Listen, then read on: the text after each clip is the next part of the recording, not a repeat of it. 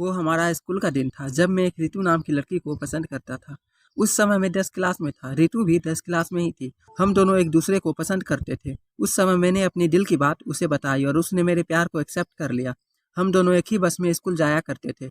बस में अक्सर मैं उसकी बगल वाली सीट पे बैठ जाया करता था और वो पल मानो मेरे जिंदगी का सबसे खूबसूरत पल थे। क्लास में लगभग सभी को मेरे प्यार के बारे में पता था। मेरे दोस्त हमेशा रितु का नाम लेकर के हमें चिढ़ाया करते थे। रितु और मैं लंच के समय साथ में खाना खाते थे और खाते हुए अपनी फ्यूचर की बातें किया करते थे। रात के वक्त हम दोनों एक दूसरे से ढेर सारी बातें करते थे। दोनों अपने अपने सपने एक दूसरे को बताते थे। न जाने बात करते करते कब हमें नींद आ जाती थी और हम सो जाते थे। कभी अगर मेरे घर में कोई रिश्तेदार आ जाता तो मैं रात को छत पर जाकर बातें करता।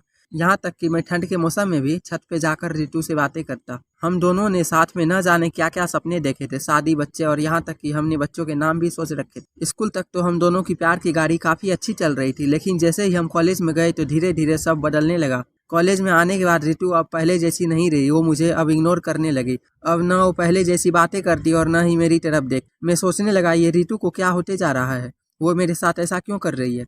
एक दिन रितु के एक फ्रेंड से मैंने पूछा, देखो न रितु अब मुझसे पहले जैसी बातें नहीं करती, वो अब मुझे इग्नोर करने लगी है।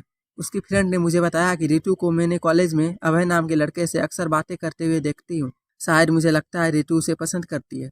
उसकी फ्रेंड की बातों को सुनकर मेरे दिल की धड़कनें बढ़ने लगी।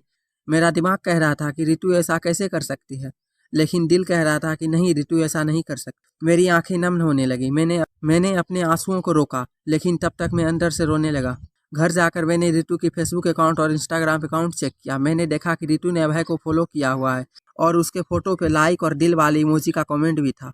मैंने तुरंत रितु को कॉल किया, लेकिन उसने मेरा कॉल का जवाब नहीं दिया। अगले दिन जब मैं कॉलेज गया तो रितु से मैंने पूछा, क्या तुम अभय को पसंद करती हो? रितु बोली, ये तुम क्या बोल रही हो? मैं जो पूछ रहा हूँ उसका जवाब दो। क्या तुम अभय को पसंद करती हो या नहीं? रितु बोलती है, अभय और मैं बस एक अच्छे दोस्त हैं। उसने मेरे सवालों का जवाब नहीं दिया। मुझे समझ नहीं आ रहा था कि मैं क्या करूं। अब मैं काफी चिड़चिड़ा हो गया था और छोटी छोटी बातों पे नाराज हो जाया करता था। रितु अब पहले जैसी नहीं रही, अब वो बिल्कुल बदल चुकी थी। एक दिन मैंने रितु को अभय का हाथ पकड़कर कॉलेज ग्राउंड में बात करते हुए देखा। मैंने अपने फोन से उन दोनों का फोटो क्लिक कर लिया। कॉलेज खत्म होने के बाद मैं रितु के पास गया और उससे कहा, रितु 2 मिनट, मुझे तुमसे कुछ बातें करनी है। रितु, हाँ बोलो, क्या बात करनी है? तुम अभय को लाइक करती हो ना? मैंने तुम्हें कल ही बोला था कि अभय और मैं बस एक अच्छे दोस्त हैं। सिर्फ अच्छे दोस्त हो ना? तो ये फोटो देखो। एक दूसरे का हाथ पकड़कर क्या बातें हो रही थी।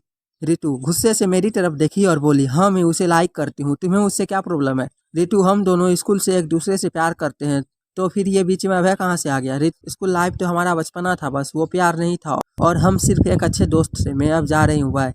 हम सब अच्छे दोस्त हैं, ये बोलकर वो बड़ी आसानी से निकल गई। मेरे और मेरे फीलिंग के बारे में उसने एक पल भी नहीं सोचा। मैंने तो उससे सच्चा प्यार किया था। उस रात मेरे आंखों में आंसू और नज़रों के सामने पुरानी यादें साफ दिखाई दे रहा था। उसकी पुरानी फोटो को देखकर मैं बस रोता रहा। मुझे कुछ भी खाने पीने का मन नहीं कर रहा था। मेरी भूख प्यास सब मर चुकी थी। मैं बीमार पड़ गया था। मेरी तबीयत पूरी तरह खराब हो गई थी। मैं कई दिनों तक कॉलेज भी नहीं गया। रात को जब भी उसे ऑनलाइन देखता तो मुझे बहुत तकलीफ होती। जब मैं उसे मैसेज करता तो वो मेरे मैसेज का जवाब भी नहीं देती। मैं बस ये चाहता हूँ कि वो मुझसे बात करे, लेकिन वो मुझे अब भूल गई थी। रितु मेरा पहला प्यार था। वो कहते हैं ना कि पहले प्यार को आप भुला नहीं पाते हो।